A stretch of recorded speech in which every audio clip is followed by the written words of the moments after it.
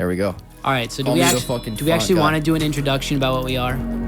Yeah, well, let's introduce the podcast first. All right. This is the Sunday Dinner Music Group podcast. SDMG. Woo, let's go. Welcome to our studio. Hell Say yeah. that. My studio. Matt's Yeah, studio. Matt's Just to be studio. clear. But it's also the address of our business. So technically, I own 74. I own 25% of Well, the actually, studio. that Thank info, you. because it's a business, is totally public. Yeah, it literally. So if you don't want to know where Matt lives, just search up Sunday Dinner Music Group LLC on the New York State IRS records, and you'll find it. Great. Perfect. And if you do that, I will find you and kill you. But yeah, so this is our first podcast, which is kind of fucking cool. We've been meaning to do this for a really long time. Yeah. But Hell yeah. we're first gonna just I guess introduce ourselves individually, and then talk about what we are.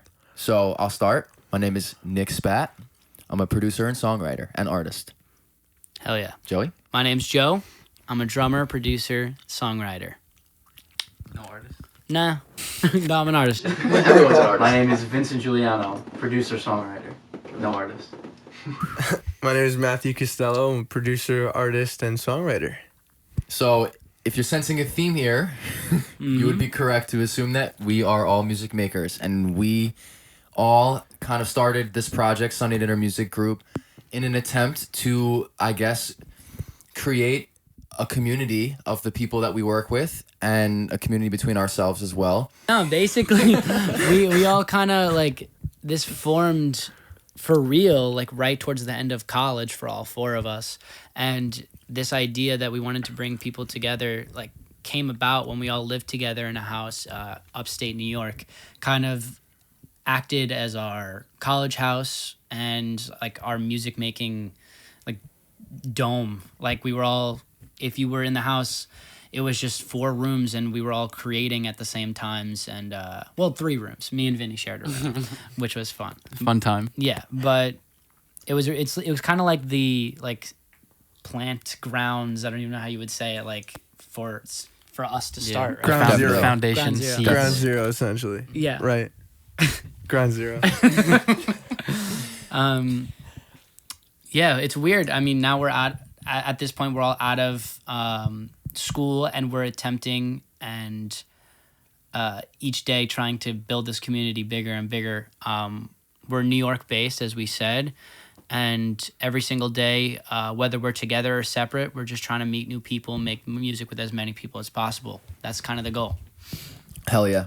And I would say one of the biggest kind of things that's inspired us to kind of form this group is this writing camp that we had back in January of 2023 in that house that Joe was mentioning. And yeah, it was just a super inspiring day, really surreal. And we kind of, for the first time in, the life of this project, realized what we were meant to be doing.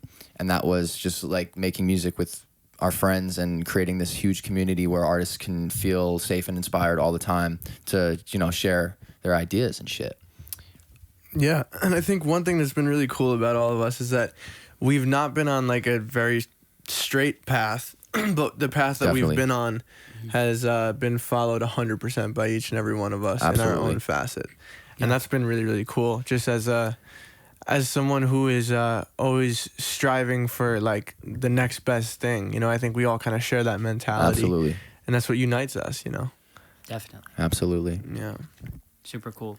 All this mindset kind of led us to continuing this collaboration that we did at the house and recreating it, I feel in as many ways as we could since then. Absolutely. Even if it's not up to the scale of having 20 artists come to our house and all work in different rooms, it's been, Zoom meetings or just working with artists, or, even as of most recent, we flew to Vancouver to work with a good friend of ours, Kalea, to work on an untitled project right now, which was amazing. That was my first time on the West Coast. I think it was maybe all of our first time on the I West think Coast. it was. Yep. Yeah. Yeah. It's fucking crazy. Really cool. But yeah, I mean, anybody want to talk about Vancouver? It rains a lot. It God does rain a damn. lot. God Yeah. damn. Like It for does every rain a lot. one sunny day, they have like 6 rainy days. It's crazy. Seattle, but It was- Canadian version. Right. Yeah, It's Canadian like- Seattle. It's if like you 2 will. hours away from there. Did you know that? Yeah, Mhm. very close. Yeah. So crazy. Great city though. Great city. Phenomenal city. But basically, yeah, we basically lived in this like small ass Airbnb and turned it into our music studio for 2 weeks and made music every single day, which was fucking so fun. And I think that it was kind of crazy not like through those 2 weeks leaving not burnt out, but actually like inspired to keep working and inspired to like actually like work harder, which was kind of wild because we were pulling like crazy hours, making probably the most music I've made in like one short time span like in my entire life. And it was kind of cool to see that be invigorating and not like the opposite of that, if that makes sense. And I remember we were like going to the grocery stores or something, me and you one day, and I was like, yo, now that I think about it, this is like the first time in my life where like my vision for the ideal situation in my life, which is making music every single day from when I wake up to when I go to bed. It's the first time where I actually was able to do that for a long period of time. And it was like exactly what I wanted and just totally affirmed that this is the path, the right path for me. That's a great thing to fucking realize. Right? Right? I mean, like, That's insane. I don't think I've ever doubted it, but I think that like actually experiencing it firsthand for the first time was like really just a great experience. That's literally just like dreams come true. Yeah, exactly. Moment. Definitely Exactly. dreams And you come know true. what? I think that sometimes it's hard to be present, especially as an artist when like, you know, you haven't broke yet or whatever, and like, you know, the best days of your career are ahead of you. But like in that moment, I'm like, yo, I'm literally doing it right now. This is literally like happening right now. Yeah. Like Present moment. present Present moment. moment. Let's go. That's so funny. Yeah. I need a dab for that. That's so funny because like I always think about that, like my future self like coming to tell present me like not to worry. That would be such a bad thing if you think about it, because like the fact that you're like worrying and working so hard is like that's the thing that's propelling you to be as great as you are in the first place. For sure. You know what I mean? For sure. Like the unknowing of the being on the other side of the country with just ourselves and our ideas and our friends, like you just kind of you just drop yourself into this world where it's like it's do or die. You know what I mean? Not to make it dramatic or anything, But it like, was, it though. kind of was. Either make a song or die. Yeah, or we're dead. I mean, two but options. sometimes as an artist, it feels that way. It's like, yo, if this is not Yeah. a good idea, it feels like I'm gonna die. Yeah. You know what I mean? Definitely. Because we put our whole fucking souls into this shit, and like, I don't know. Yeah. But like, can you make good art if you're not like self-destructive? You know what I mean? Like, if it kills you to not fucking make something good, are you even capable of making something good? Or are like, I think what I'm trying Like, to would say you is, even get to that point? Yeah, exactly. Yeah. I don't know. It's probably not. That's usually the stance that I take is like you kind of need to push yourself. Yeah, because like agreed. those are the moments when you grow. Like when you're like pushing like 120%, like that's probably where you see the most change in yourself. If you stop at 100, stop at 90, like it's gonna stay the same. You're gonna remain at the same level rather than grow. yeah. And if you go to Vancouver, don't stay awake until 4 a.m. the first night you get there because you will mess up your sleep schedule for the next 14 days. Yeah. Or do stay up until 4 a.m. and fuck up your sleep schedule, but still continue to write every single Yeah. day Yeah. without Yeah. fail. That too. Yeah, I think, did you guys feel like you drew from our surroundings when we were writing?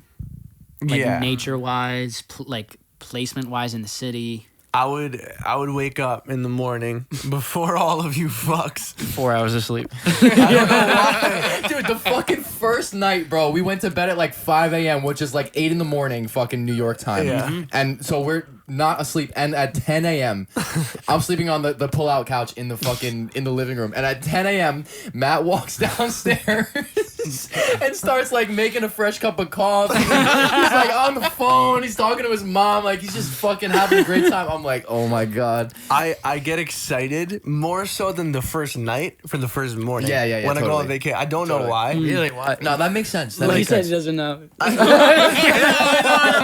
want to know why. No, I mean, I just love the idea of pretending like I just moved to this new place. Yeah, sure. And I attach myself to it. I'm like, You want to be a local? Yeah, I'm like, all right, this is what it's like to live in Vancouver. Right. Make coffee. 3, 2, 1, here we go. Go make coffee in the same Keurig that we used to use in college. Yo, and the fucking coffee maker. Yo, Vin, can you do the impression of the coffee maker in the Airbnb? It was like a coffee taking a shit.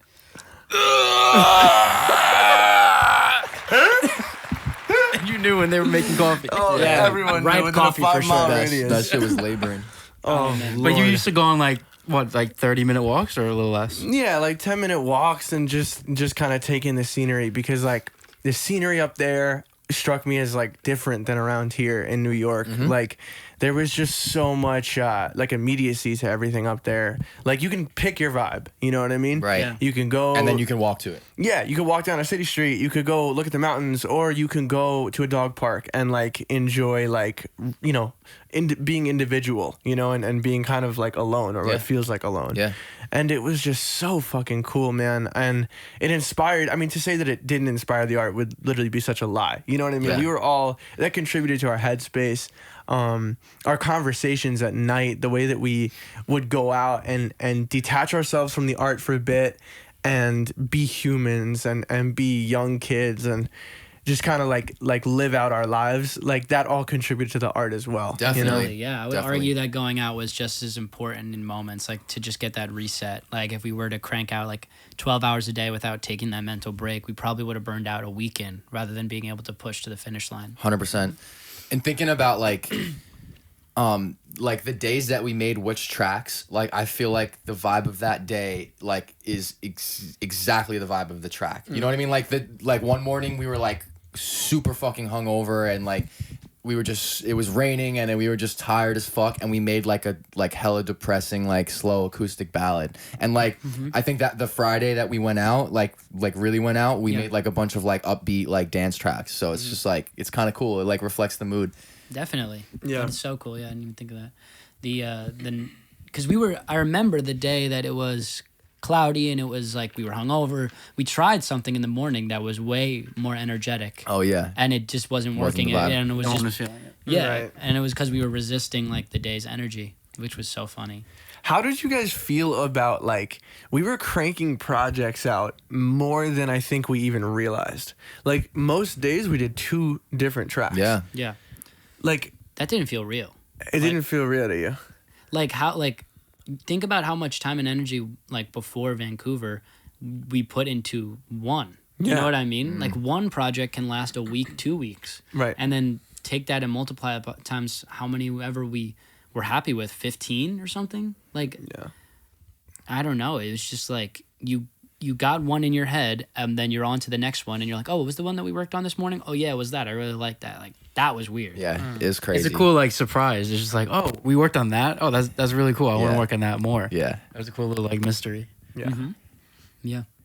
Yeah, it was cool. I feel like also coming back from Vancouver, like there's been such a like an in-tuneness that I've felt lately. Oh my God. I feel like intuitively I'm at like my best right now. I don't know why. Yeah, I feel super connected to the art, or Yeah. like even just like my day-to-day life. Like decisiveness, even if it's like, like what am I having for breakfast this morning? You know what I mean? Like, and I Really? feel like, yeah, I don't know why, but it just feels I'm much more decisive since I got back, and then that's of course translated into like art. Now I feel like I can hear a demo or a track and I know exactly what it needs like in that moment. That's- or at that's least I so can trust that I interesting. know that. You know what I Yeah. mean? Would you say on a small scale that's because you heard so many tracks and were forced to think through that lens for 2 weeks It's straight? honestly like very possible. Yeah. Gotcha. Yeah, definitely. Got you. Interesting how that manifested for you, like indecisiveness. Because for me, like in a more spiritual way, like it manifested itself in gratefulness. Like I feel like Oh, yeah. extremely grateful for everything that's around me now. Yeah. But like yeah, and then when it comes to music, like I kind of feel the same way as you. Absolutely. Yeah. That's Absolutely. so interesting. I also came to the realization that in the Sunday Dinner like discography, if you look at the songs that are out, most of them were started by an individual and brought to the rest of the team, and like we came together to finish it. Right. And like this was interesting, exciting, nerve-wracking in the way that all 4 of us were sitting there when it was a blank canvas. And like that brought its own challenges, but it also was so inspiring because we were all inputting our decisions and it was becoming this like alive thing at the same time Yeah. for all of us, which That's is really I didn't even realize that. That's crazy. Isn't that crazy? Yeah. Wow. Pretty weird. Great point. Yeah. Great point. No, it's weird me because thinking because one person, like, I feel like now that we've been home from college and been in our own studios, like we start a lot of things on our own and our ideas start on our own and nobody can say anything. It's like, it really shows, like, are you going to sink or swim as a collaborator? Like, can you sit in the front? Can you give an idea and be ready to have a bunch of ideas already bouncing while you're thinking about the idea that you had in the first place? Right. It's crazy. It's Right. a crazy thing to balance, and it was like a challenge, but I think that it definitely influenced the art, which was really cool. For sure. For yeah, sure. and being in the chair, like you just brought up, like being in like what we call the hot seat, right? Which is basically where one of us will be like, okay, let's write a song now. Someone sit down and make something out of thin air. Yeah. Like, we call that being in the hot seat. And I felt like for the first time, whenever I sat in the hot seat, like, I could go down 3 or 4 wrong paths before I needed to get to the right idea, or before, and there was like this lack of pressure that we had there because Definitely. 2 weeks felt like so much time. Yeah. And of course, like, the people that we were with, you know, I feel like I trusted each and every one of you with, like, just who I am, and I don't need to, like, hide anything from you guys, and it's so dope to just be able to create in that type of environment. Definitely. You know? Definitely felt that from you. Oh my God. You're so at ease in the hot seat. Yeah. I was just like, do it. Like, do what you do, you know? For real. I didn't, like, discount any decision you made because I knew you're going to get somewhere. Yeah, even if it takes a little bit of time, because I know Joe and I were talking about, like, this trip kind of helped both of us get over that, like, you know, when you feel like you want to go more in depth into something, but then there's people behind you kind of waiting on you to do something, not getting, like, thrown off by the pressure of that, and also just understanding that they're in it with you and they're not judging you, they're actually, like, trying to help, you know what I mean? And it's like, I don't know, that's like a slept on aspect of collaboration, because I feel like with so many minds in the room, ideas move so fast, but we can also just slow it down for a second and really hone in on one aspect of it. And Absolutely. it's cool that, hard like, to do. push and pull. It is. It's hard to do especially when you're working with a new person. Yes, because you just feel like, oh, I need to deliver right now. I need to prove myself. But, like, I think good collaborators on both ends of the spectrum kind of understand that, like, sometimes it takes a little bit longer to get to the idea, and, like, if you actually revoke the pressure, it ends up counterintuitively making it better to get to the good, or easier to get to the good idea. Yeah. You know what I'm saying? Right, absolutely. Yeah. And that one thing that you end up honing in on could be the thing that makes that song the coolest song. Right. It'll be the thing that makes you want to work on it the next day. You know what I'm saying? Like, I mean, go back to the track "Wrong Place, Wrong Time." Yeah. Right, and not that we sat with the vocal for that long, right? But so this was essentially a track where we started it and, like, we were feeling it, and then we kind of, like, faded a little bit. It was like I don't know, it was like a temporary high. You know, we were like, oh, this is cool. And then as it kept looping in the background, we were like, maybe we move on to something else. Before we did that, I forget who said it, but someone was like, we have to put the vocal on first before we close this track Right. out. Yeah. And then guess what we did? We put the vocal on, and now it's one of the songs we want to take all the way to the finish line. And Yeah. it's like quickly become one of my favorite songs we worked on. Yeah, it's you know? really cool. 100%. Definitely. Yeah. So weird, because I remember that one too in particular started, like, was that the one that started really slow? It was like slow. Yeah. With you on the keys. Yes. Playing Right. these like jazz influence changes. Yeah. And then you Yeah. sampled them. Then you sampled them. The drums that I put on were to the slow thing, and then you sped the whole thing up, and it was just, the song was like reinvented. Another thing of, like, being patient with the music and letting it live, and it totally changed. It's a completely different song now. Right. Which is so 100%. cool. Yeah, it is kind of wild, like, when you think about the process of a record from, like, start to finish, and, like, how different it was. Like, the initial idea sometimes can be, like, not even closely reminiscent of, like, what the final product is. And it's just, like, a testament to, like, just trusting the process, I think. You know what I Definitely. mean? Because, You have like, to you sit trust down, it. you're like, this is the dumbest shit I've ever made in my entire life. And then, like, 2 hours later, it sounds nothing like the initial idea, but every choice you made kind of ends up at the product that you really fuck with. you Yeah, know? we So- can bleep this out if we shouldn't say it, but there's a song that is in our vault, Wish You Were, and it famously, like, started from, like, a little thingy, right? Yeah. Doesn't it? What does that mean? Doesn't it start like Oh, yeah, I'll play yeah, it. yeah. I'll play it because you'll send it to me, and Yeah. I'll play it here if it's how it started. But So it started with this.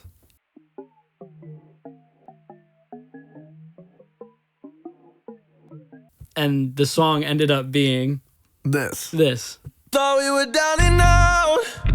Never been so lonely. Wishing I could have you here for what feels like forever now. Alone in paradise. I got nothing on my mind but you. which is crazy. Like, can you even believe that? Do you guys have you heard this? Yeah. Okay. Yeah, it's Yeah. like a thing from Iris with like a phaser on it. Yeah. And it's just boop, boom, boop, boom, boop, boom, boop, boop, boop, boop, boop, But sometimes that's literally all it takes Yeah. because it's just giving you an emotion. Like you said this before, we were having a burger before, and Matt was like, "Yo, like I feel like you kind of understand intrinsically what the vibe or the emotion of the music is without lyric, without melody, without or with." We're actually talking about melody, but like you don't need much to understand what the music is trying to Truly. tell you to do. You know what I mean? Yeah.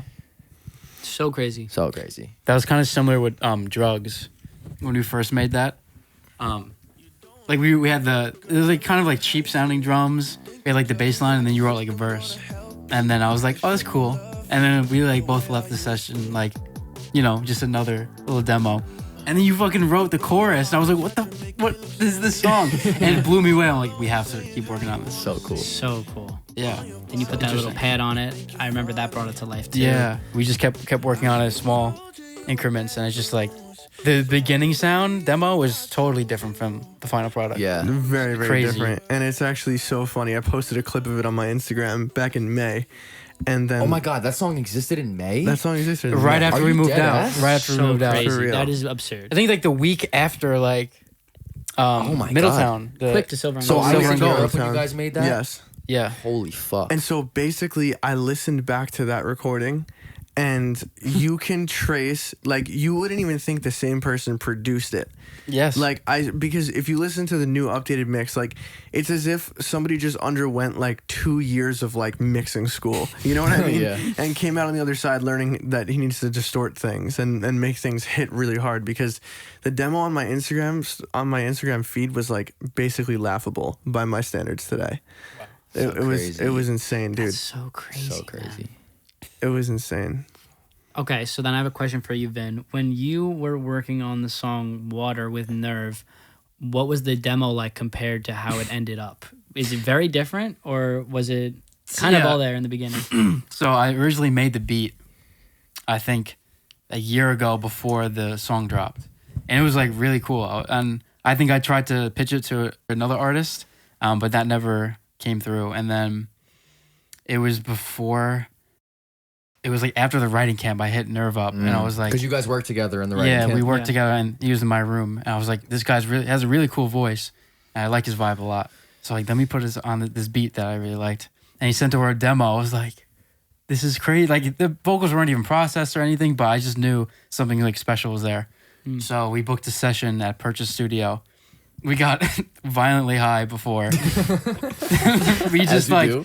we did, like he recorded whatever demo stuff he had. Then we wrote like the bridge part together, and it just came together so quick. And I forgot my MacBook charger at home, so we were like, all right, we have to record everything before my laptop dies. Yeah, yeah. I forgot to tell you. Oh my god.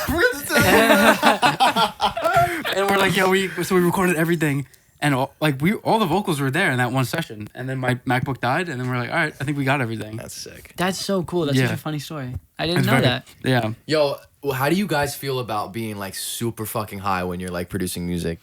I usually don't like it. Yeah, Because I I don't usually either. just focus on like a 76 for like 20 minutes No, straight. literally. I will literally work on the same sound for fucking 3 hours. Like I can Yeah. definitely see that. I Yeah. like being alone at nighttime and smoking and writing, because then that becomes like sound design, which is like, I feel like I would make some sound like weird sounds that I wouldn't normally think of. Definitely. That's the thing, the Definitely. positive that comes out of it. But Yeah. I definitely fall down that similar hole Yeah. of like, If I'm in like a passive role during that, when I'm like very high, then it's good for me. Really? It's like with the water session, I was just like more engineer, and then like kind of helping out with lyrics and melodies with him. yeah. I wasn't like the main one like writing. Like the Right. beat was done and Right. everything, but I felt like it was just a fun time, and like I feel like we just joked around like the whole time. Yeah. I felt like connected with him. That's the which is vibe. fun. Yeah. That's the vibe. so But like cool. before that, we were like kind of strangers. But Really? yeah, Interesting. definitely became closer after that. That's fucking cool. But isn't it so interesting how like we all say weed has like become a different part of our creative process Absolutely. Yeah. more recently rather than ever, Absolutely, yeah. right? Yeah, more than And ever. like I'm just remembering this time where me and Vin had just gotten into this studio. I just put the space together and I got the desk and we were like, all right, let's do something. And we were finishing up a song that we started in an Airbnb called Silver and Gold. Oh yeah. And we got it was here, right? Which part are you talking about? Oh no, this was at the Airbnb. Oh, we did the meditation. No, we smoked. We smoked, and then I went inside, It was and we were here. like, okay, we need to. Oh, it was here. It's here. Okay, it was here. So we went outside and we smoked, and then we came back inside, and like we literally laid down harmonies that were like ridiculous harmonies I could never even think about. But like the voice leading was still fire, and like, dude, it was crazy. Wait, I think it was at the house. It was. I don't remember where it was. Because we wrote the song the Airbnb, did more writing production at the house, Right. and then you mixed it here. I remember you guys working on Yes. Silver and Gold while the house was like half empty. Yes, I was moving out. I was moving out my Oh. shit that day. I was like, Yeah. the rest of my stuff was coming home, and I just heard the bass line in the other room. I Yeah. was like, what is that? I need to know what that is right now. That shit Yeah. is Oh, fire. that's when I laid down the guitar part. Yes. I was like, I left you a little surprise. Yes. when you were like Sick. out. Yeah, because I went to go pick up Weird Girl Marie because Yes. we were working on her song that day. Yes. Oh wait, Yeah. what track did you make that day? I also remember it was on her album. I Right? That Want- was I Don't Want You Here. Yeah. Mm. Yeah. I wasn't there for that one. I remember you guys work. What was the other one off the album you guys worked on? All I Have. All I Have. I remember you guys working on that in the bedroom. That was cool. That was when Nerve and her came over together. Yes. And it was kind of just like a one night thing. Like it was like super quick, that one. You know, I made the Yeah. beat and like they were just writing. I and remember that. Damn, they wrote some good shit over that. That's So my good. favorite one on the Fire. album, I would say. Yeah? Yeah, I really 100%, like that one. 100%. So good. Nerve's fucking verse is absurd, bro. It's just butter. Yo, can we talk about him for a sec? Like, I low key think that like the stuff he does pushes like a boundary that I haven't seen another artist hit at like this level. Yes. Push. Yeah. Yes, absolutely. I fully agree, and it's like the thing that I love about it is that it simultaneously pushes boundaries and exists right in the pocket of like what's happening right now. That's what Like, makes it so cool. That's what's Yeah. so cool. It's like one line's like I've never heard that before, and the other's like I needed that like grounding moment of like like classic like Travis Scott or like Drake style vocal. You know what Or I mean? Frank. Or Frank, Frank. definitely Yeah. Frank. You know what? I never put that one together, but I that didn't makes either. perfect sense. Low Yeah. key. Like, when Yeah. he did Water, I started to hear the Frank in it. Ah. You When know he what I sent mean? the demo, he was so nonchalant about it. He's like, "Yeah, I just have this little demo." I was like, "You're just saying like the catchiest thing I've ever heard." Yeah. Like- that hook is crazy. Yeah. That hook is fucking great. Brace yourself from diving. And like, Like, what? Bro, that's so fire. And the splish splash, like so good, that's- so good, Top 10 ad libs of all time, bro. Yeah. Like straight up. so So good. crazy. Absolutely. Damn. So does country music suck now? All right, so we have some rapid fire questions, but I only see one up I there. have two. You I have two up there. All right. Okay, so the first Oh. one, I don't know. This one is not as like debate worthy, I guess. Yeah. But like, do you guys prefer being creative alone or together, or do you think it's easier alone or together? It's a good Go question. down the line. Sure. I think that to me it feels like two very different kind of processes. Like I think that when I'm alone creating, it might be a little bit easier to look inward, and I think that when I'm creating alone, I usually end up making things that are a lot more personal to me. And when I'm in a group, I feel like it's more outward, and I'm actually kind of capturing the energy of the collective that I'm working with. So I think that both have negatives and positives, and I think that like it depends on my mood, but I look for both for sure. That's cool. Yeah. Yeah. I kind of agree. I think that whenever I'm in a group and I'm writing, I feel always, no matter if it's a little bit or a lot, slightly uncomfortable. But Definitely. the fact that I'm uncomfortable, like that is just like tried and true, like you're growing. If you're uncomfortable in something and you're doing it anyway, like that's just like the fastest way to grow. Mm-hmm. And like I forget, it was someone that I worked with in a different group. He looked at me and I didn't have enough sticks that day, and he was like, you know, man, a handyman needs his tools. And I thought that was such a dumb thing to say, but I've used that like in my life in so many different ways. Like now when we're in group like things making music, I'll have presets ready or have sounds ready that I know work. Like a handyman needs his tools. Like if you have go-tos like to make it that much easier, like you're just setting yourself up for success. So Love that. short answer, I like working alone and together. Like that. Yeah, I mean, you just dropped a gem though. Hold on, sorry. No, he sorry, did. I don't mean to cut No, you he off. did. No, I no, wasn't gonna like, go he dropped right now. 2 gems in there. The first gem was like you have to be uncomfortable to grow. Yes. Like that's literally conversations that like I have like with my mom like all the time. That's awesome. Because being uncomfortable. I'm sorry, I'm cutting you I'm off. uncomfortable now. Go ahead, keep going.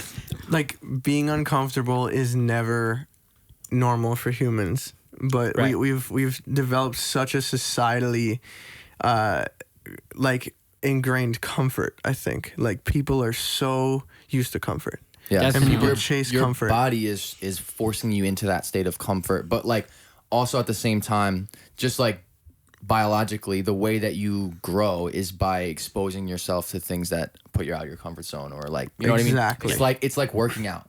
You know what I mean? You move a bunch of weight, and then your body's like, oh, I can't move this weight. Let me make bigger muscles. You know what I mean? Exactly.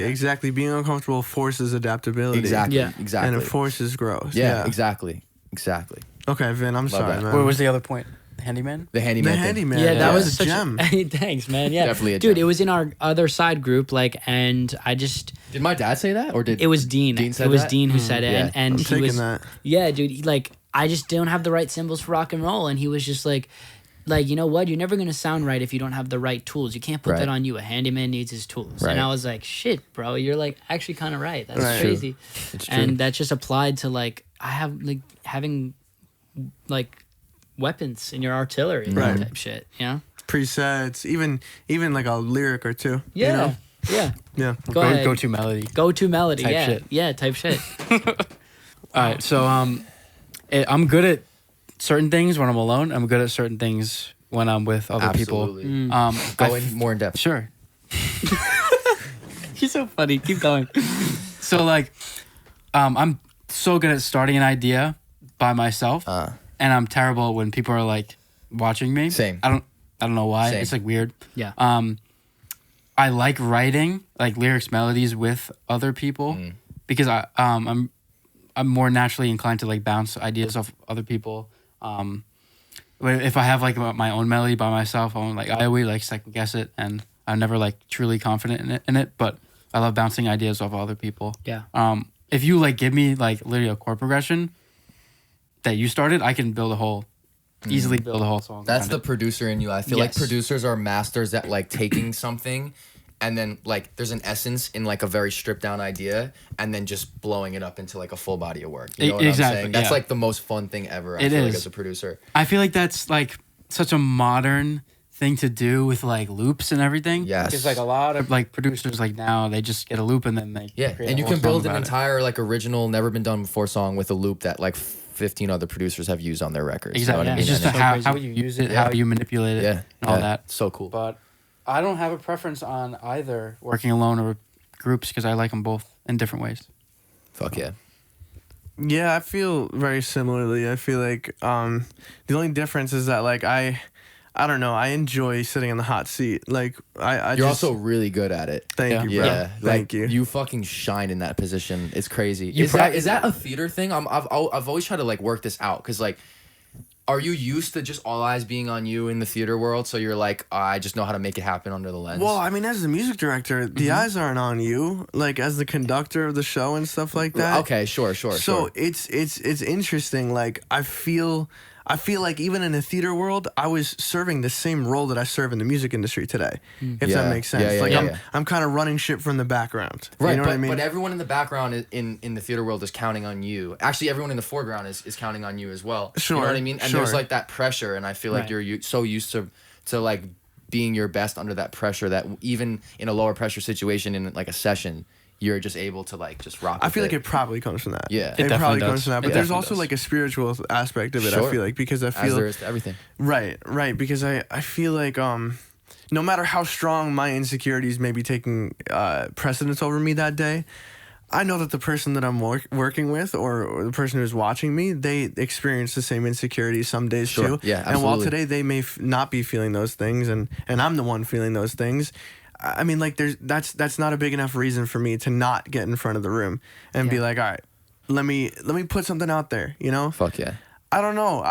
It's so fun to make shit in front of people, I Yeah. think, because gauging a response, even if it's negative, is also It's telling you things. positive feedback. Yeah. You know, What about in a situation where the group response is different from your response? well then of course, like I'd be questioning that shit at first. You'd be questioning your response or the no, group no, response? theirs. Yeah. I'd be questioning because obviously, like, you know, you're in the hot seat and like you're doing something and like no one's really like talking about it until a certain point where you're like, all right, what do you guys think? Right. You know? Yeah.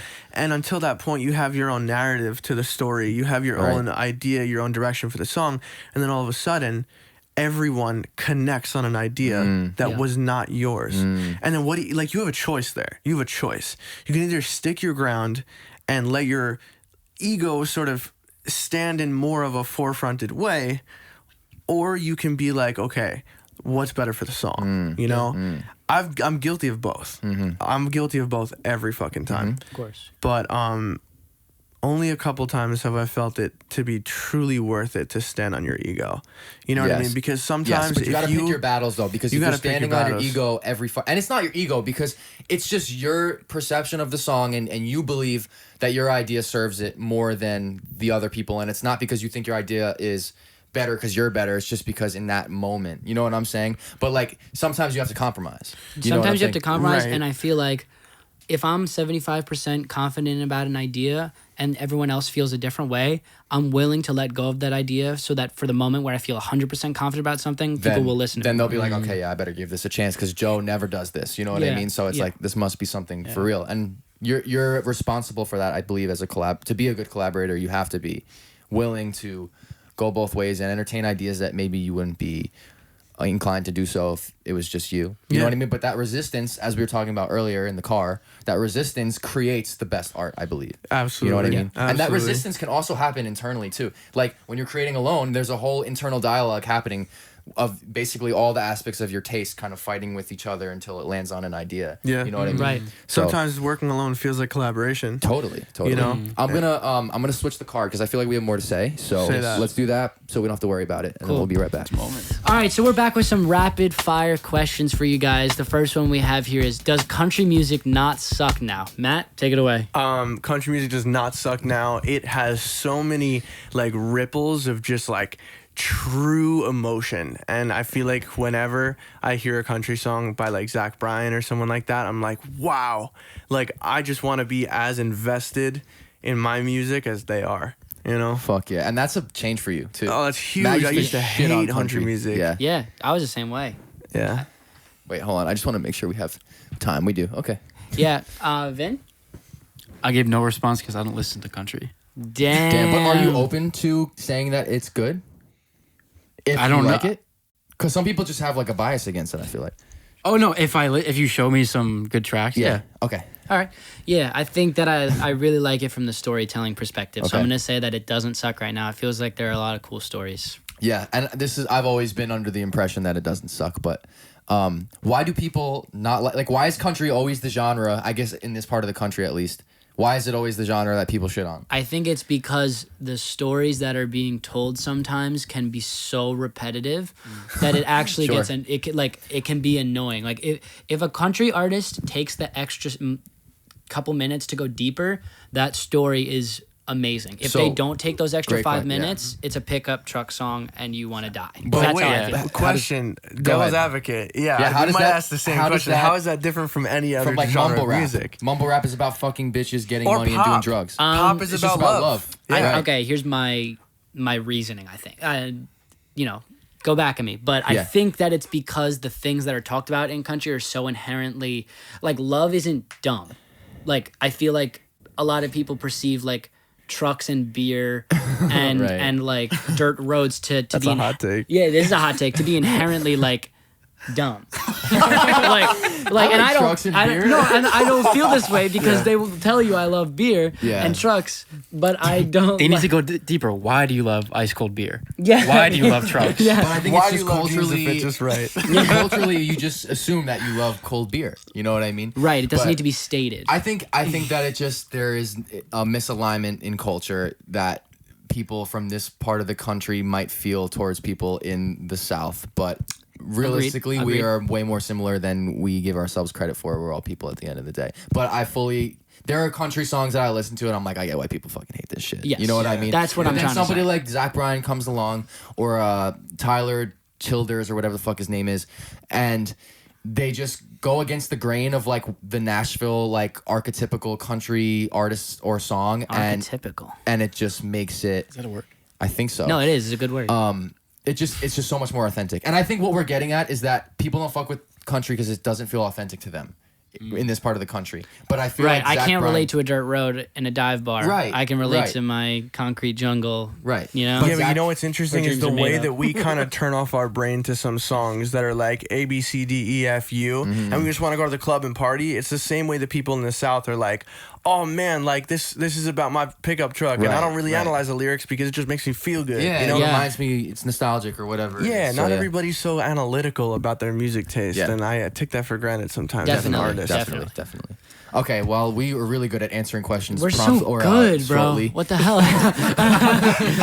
All right, next question coming at you. Most Rapid fire. influential song for your artistry recently. I'm gonna say that I'm really into Noah Khan right now, and Oh, I like She shit. Calls You Me Back. It's a good song. That's a really good song. The Yeah, dude with the beard and long hair. yeah. Yeah. I just recently found him too. yeah. He's very lit, right? popular. Very popular. I didn't And know. Post He has Malone. that song "Dial Drunk" with Posty, right? Yeah. Yeah. Yeah, that was my introduction to him. I didn't find him in the depths of a cool country playlist. I found him through Post Malone. Yeah. Nice. Listen. So I'm into As If It's Not Bad Enough. It's a song by Rio Vaz, Hey. produced by Zetra, I think. Oh, Pretty sure. Zetra's a shit, bro. It's a really cool song. It's like weirdly nostalgic, where it's like a house influence, but like the lyrics are very like sad. It feels like this is very specific and niche, but it feels like watching YouTube videos in like 2008 or 7 of like Whoa. Xbox 720 coming on and be like, this is what Xbox will look like in 5 years or 10 years. You ever see that? I've seen It's a those. weirdly specific feeling I get, like with nostalgia, like I love nostalgia, bro. so crazy. That's sick. That's interesting you bring that up because you just made me almost change my answer. Whoa. Like Why? I was What? about to say Zach Bryan, like very clearly just his whole album. Yeah. Like Fear and Fridays, Yeah. the poem. That shit just changed my whole perception of country music. Fuck but yeah. also bringing back the nostalgia factor, like when I was listening to Toxic, like very closely, I was like, damn, like I used to shit on early 2000s pop because I was like, it feels paper thin, it feels like simple, it feels whatever. Yeah. And then I listen back now and I'm like, yo, like for the time period that they were working in, like it actually feels like these guys were pushing such a crazy bar. Yeah. You know what Yeah. I mean? It feels like they were 10 years ahead of their time because some of that music is still listened to today and it still hits just as hard as some records that are made today, I think. Definitely. You know, So how does that come back and like how does that apply to like or how does that influence what you're making right now, I should say? Well, because I think it's about being so far ahead of the curve, but also including like what is there today. Yes, You know what I mean? absolutely. Those like if we talk about what's dated about early 2000s pop, it's probably like sonically, right? All the It's synths. probably Yeah.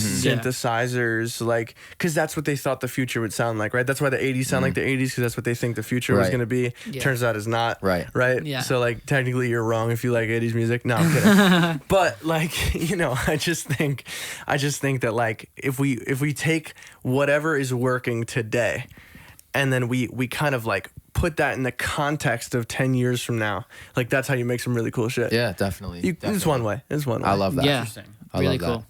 Did you guys all answer? Joe, did you answer? I answered. Yeah, I think we all went.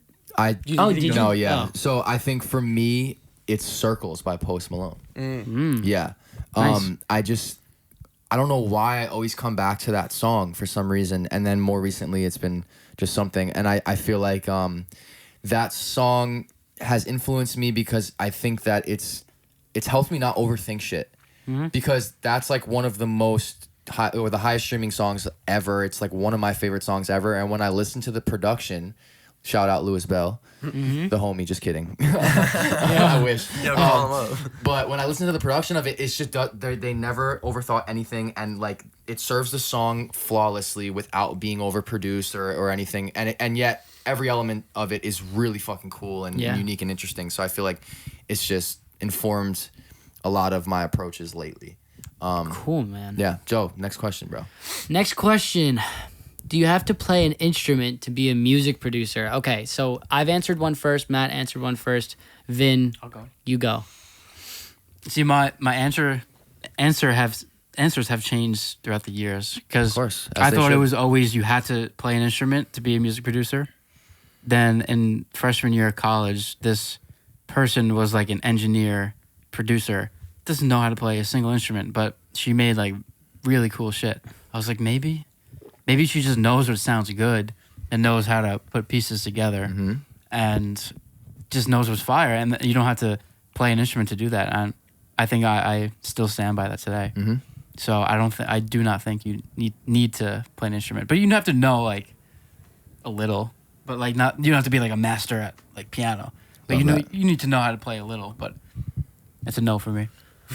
So interesting. I'm going to agree with you and say that you don't need to be an instrumentalist to be a producer for a lot of reasons, but this I think I found this a couple of days ago, but this like saying that when I don't know who it was, but when you talk about music as a group, right? We're not standing in front of our instruments, and you would ask us what are some of the most important qualities of a good artist or musician. And we'd probably say things like being true to themselves, being a good storyteller, being a good collaborator, all those things. And then if you ask that same question while you're in front of your instrument, all of a sudden it becomes about technique, chords. Oh, you need to know all your chords. You need to be able to freely move. Where I feel like that is like a deviation from what it means to be a producer or an artist in the first place. Those things are all, again, tools and things that are important to being good at what you do and having a good craft, but they definitely do not make or break you as an artist in any way. So no, definitely not. I'm gonna say yes, but I'm also gonna say that a mixing console and a DAW are instruments, and I feel like producers what happened? Why? Because an instrument is just a piece of technology that you use to express musical ideas on, and I feel like moving faders on a mixing console or putting a sidechain on a sample is expressing your musical ideas, and you're moving and breathing with the music. It's creative. And I think that like Agreed. there's an old head kind of like a opinion on shit, like where they're like, oh, these kids don't even know how to play music and but whatever. But like what they're doing is just as musical, if not even in some cases more musical than playing Absolutely. a drum set or fucking playing That's guitar or another some thing. shit. The drum set. I don't even touch my drum set when I make music. Right. And that's my instrument. Right, You know what I exactly. mean? Like, So yeah, I think no, but but we all agree. But yeah, no, yeah, we all agree. I just feel like the same way that like I'm trying to find a good analogy here, but I think I'll use like a master chef will understand the application for each of the knives in their thing, or their draw or Right. anything like that. Like the producer needs to understand their tools that they have available to them, and it's like this. It's like getting a new synth. You know what I mean? If you download a new synth, but like you never really look at it, like you're not gonna know the capabilities that you have. You know, if I never get a guitar and have it sitting in the back left of my studio, I'm never gonna know what I can create with it. Yeah. You know, and so even if you don't know how to play it, I think it's worth having it around. You know. yeah, that's a cool way. Familiar with it? Yeah, that's a Yeah. really cool way to put it. On to the next. yes. What's one thing that you bought for music that you regret? Nick, this is your time to answer first. Fuck, okay, this is an interesting one for sure. I think I can't think of anything that I've bought that I haven't used or don't like spend time using, but maybe I can think of things that I've bought that I've relied on too much. So I would say fuck, that's so hard. It's a Okay, here we go. So there's a plugin called CLA Vocals, and I don't rely on it anymore. But basically, if you don't know what it is, it it's like a all-in-one kind of like vocal processing plugin, and it actually like sounds pretty good, but like it really carries your vocal performance, but it kind of like doesn't allow you to get that extra 5 to 10% out of your production. Yeah. So I feel like I regret getting that because it really like forced me not to, or just it made me overthink or underthink vocal production, and I regret buying it because of that. Yeah. Dang. That's a tough question, though. It really no is. matter That is a how you really- slice it, that's a great answer. Thanks. That is a Yeah. really good Thanks. answer. Very nuanced answer. I really don't have as good of an answer. Zach, go ahead. I can go. So this was at the time where I was doing more like playing live and session gigs and session bands, and this buddy of mine like convinced me to buy a rack mount like mixer, a DI rack mount, a power conditioner, and a big case. It cost me around like $900, Oh my god. Wow. and like I used it twice. Oh my god. And I've been trying to sell like all the pieces to it. I only sold one, That is awful. and it was I regret it so much. And we like built it together, and we were like, "Oh, this is how you route with the little cables." And I was like, and he didn't like he heavily convinced me to get it. And I was like on the fence, and I feel like if he was like normal about it, be like, you don't have to spend all this money to fucking play. You don't need to, but he was like in the world of, you know, all that, like having like the best gear and all whatnot. So Right. definitely the wrong person to have that conversation with. But yeah, big regret. That's really funny. That's awesome. You have one in mind, or are you still thinking? I don't know if I think All right. I have an answer. I have honestly. an answer. I'm not like super crazy about it, but I would say that I regret buying Serum when I did, because Whoa. it came with so many presets that I didn't even have to use my head. All I had to do was just flip through, and that is like, that's a good thing, I think, to have that tool to, you know, be able to fly through ideas and just have sounds that are inherently good. But like, it's a sandbox kind of plugin, and like you really need to take advantage of the fact that like you can just create anything you want, and I definitely did not start doing that until recently. Still kind of barely do it, so that like taught me the mindset of just like, I like good sounds and I don't want to have to work harder than I should. I thought of one. Let's go. Oh, yeah, Let's hear yeah, it. yeah. That was a phenomenal answer. Oh, That was thanks. far better than what I'm about to say. I'm about to say college. That's a hot take, That's bro. so wow. That's not a hot take at all. Okay. I mean, love like, that answer. That's a great answer. I actually, feel yeah. 50. No, I feel 60-40 about college. In favor or not in, In favor? favor. Okay. In favor of Sure. it. I would but even hold on. say So you actually 80-20. regret going to college? You're No, saying? no. I don't Okay. regret. 40%. 20% regret going to college. Okay. You see how I'm inching the percentage? Yeah, up? yeah. It's a chemical, right? You know, Can't let can't let go. Motherfucker. I feel like college is a scam, and the reason why I think that is because you can get the same amount of like practice in by yourself. You know, college is so much like what you make of it, because at the end of the day, it's always about you. It's always about the practices you take, your own work ethic, and your own ability to succeed. Yeah. It's never matter what about someone environment. else's. It's never about someone else being hired to put you in the right position. That's why, Yeah. like, back in the day, I remember touring colleges and stuff like that, and like I'd hear parents, thankfully not my own parents, but other parents would be like, "Is Justin gonna have a job when he comes out of this industry?" And the answer was never yes. And they tried to commit, like they were like, you know, we have a 94% success rate here at, you know what I mean? And it's like, yo, like, can we be honest? If your son goes to wastes a literal mortgage worth of tuition, Yeah.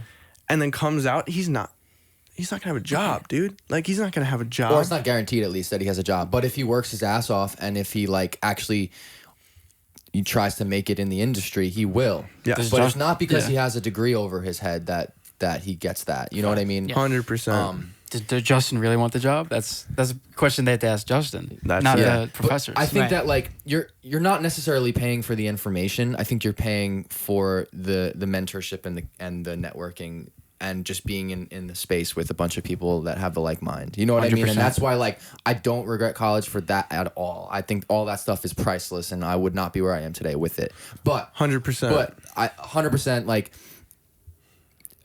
I don't know. Some of the classes were bullshit for sure. Yeah. It can be hard to teach art, and it can be hard to make it so academic, and it kind of defeats the purpose of it sometimes. Yeah. But I feel like all of our professors and all of our peers kind of had the right attitude, and Yeah. So, but that's a great answer though, Yeah. because Prices in are a lot jacked, of ways too. it's true. We were in such a position where like that higher learning could happen, you know? Yeah, Where yeah, the for sure. networking, where everything like that, where Yeah. even if we did have like a class that we weren't in favor of, like we would, I mean, that was like totally buried by all the good that Yeah. came from it. So, Yeah. so in that way, I really do think people should go to college for music if they want to. Mm-hmm. I just don't think that, it's never going to be your 100% as, you know, 100% of your career and No. and let you come out No. 100% awakened as an artist. You Not know, even close. for me, I've been seeing it like this recently, and the way that I see it is that college was the start, you know, of this artistic journey. It was just the exposition period. Definitely. But anyway, top 3 artists this month. Joe, you start, boss. Me? Yeah, I need my phone. Me too. Facts. So look it up. Okay, so I feel like I can name 2 right off the top of my head. One aligns with my song that I'm hip to. I've been listening to a lot of Noah Khan. I've been on a big Pink Panthers kick Oh, she's so good, the bro. past like 2 weeks, and I think it kind of influenced some of the things going on in Vancouver. Anything else that I've been listening to like crazy? My third.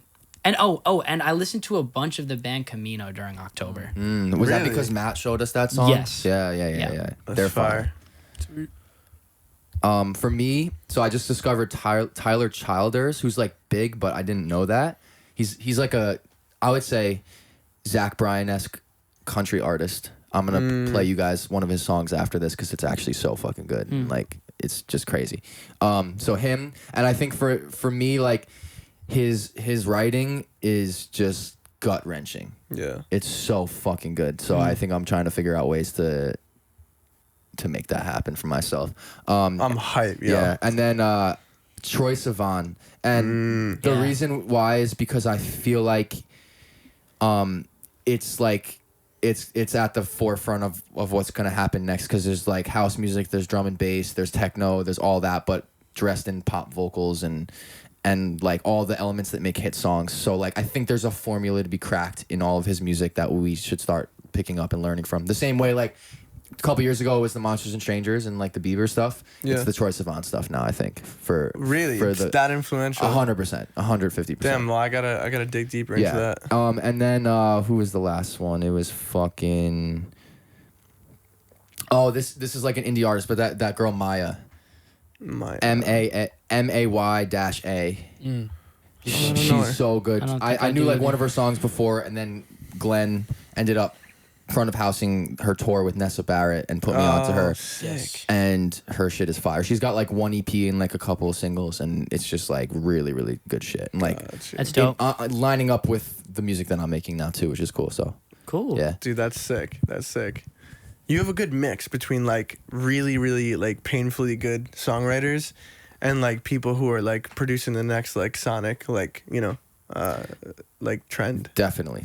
Yeah. Both aspects that like get me really excited about music. Yeah, Like songwriting and just like amazing production. Facts. Yeah. That's all there is to it, huh? That's all there is to That's it. how you bake the cake. It's true. You know, the theoretical cake. Yo, for me, it's funny because Troye Sivan is on this list, but because I'm not as intimately like involved in his music, I won't put that on the list. For me, Dijon is Oh first. my god, always. Just because I like really dug into his body of work like recently, and my cousin gave me that board feed, and like I was so deep into it. I'm gonna Shit's listen to that tonight. That shit is sick. And then the next one I would say is it's got to be Devin again. Oh, Devin again is so good, and she's got two new songs. She's I been haven't heard dropping them. a lot lately, and like, dude, I heard Way that? home. you want on- to talk Wait, I about might like have one of them on my playlist. like four-fronted, oh my god, no, not four-fronted, trend-setting sonics. Like it is so, that's actually where I got the inspiration to use the ukulele, like through my vocal chain. Whoa. Because like Oh, the way deep? that Devin again, yeah. Yeah. Like, bro, she's just like, she's kind of like the coolest thing that's like happened to like that style of music, I think, since I don't know, whoever came What would you before. describe it? Is it like alt pop or some shit It's like that? definitely alternative. Like Yeah. like the drums are very, very distorted. It's sort of distorted as a whole. Like Yeah. you get that feel. Yeah. Like she's so But it's unafraid. still like singer-songwriter at the same time. Exactly. Yeah. That's why it's so cool. Is Yeah. because like it demonstrates a lot of dynamic range as a whole. Love you know that. what I mean? Yeah, absolutely. And like, but there's no compromise to the songwriting. And usually when the fucking production is that fire, you're like, all right, like something's gotta give here. Like, does Yeah. her cover art suck? Like, you know, Nope. dude, she's got everything like figured out, and like. Yep. Like she almost is so good that she scares me. Yeah. Do you know what I Her mean? cover is kind of scary sometimes. But Exactly. It's good. It's a good vibe though. It's a great vibe. I get a little scared. I get a little grossed out, like the one with the Yes. beans. Remember that one? Yes. Yeah. Very creepy. Yes. Fuck. But I feel like you should be. No, You know I what think I'm saying? that's her intention. That's She the wants you to kind intention. of like cringe a bit, like, you know. Yeah. Yeah. Fully. Her bio on Spotify is P. Yeah. P-E-E. That was her like album that came out recently. That's gas. Yeah, she's Yeah. sick. Very cool. And then number 3 for me is Zach Bryan for sure, just Wow, because of love what that. I've now said multiple times. Yeah. Just the songwriting really hits the core for me He's the GOAT. for sure. Vinny says, Nice. So first one is his name is TM Distant. You showed me West End Wedding. I love that I went song. through his I'm at the discography. West Fire. He's from UK. yeah, He's like hyper pop, like that kind of alternative, whatever you want to call it, anti pop. Oh, yep. Fire. This guy's Really fire. cool. Second one is Dro Kenji. He's a rapper. I just saw him in Brooklyn. What is Really- it? Dro Kenji. Drill, like drill. As Dro. in- D-R-O. Oh, He, you know Mike Dimes? nope. Well, they just did like a Kenji. co-headliner tour. Fuck. Very yeah. cool. He's like, well, melodic rap, but really Fuck cool yeah. voice. And then the last one is Eric DOA. DOA.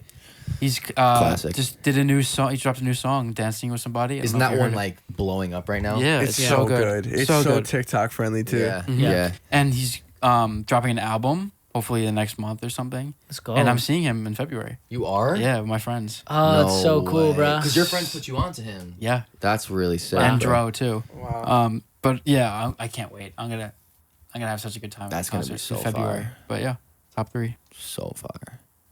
Love it. I think that concludes all the things that we wanted to talk about today, right? Yeah. And this- then some. And then some. And then some. Thank you guys so much for watching, listening, viewing, wherever you're at. If you watched us on YouTube, you can find us on Spotify, Instagram, TikTok, all under Sunday Dinner. Any other parting words you guys want to say? Nah, man. You said it all. Thank you so Mr. much. Host. Come have Sunday dinner with us. Come have Sunday dinner with us. if you please. Peace. Fuck yeah. Ciao.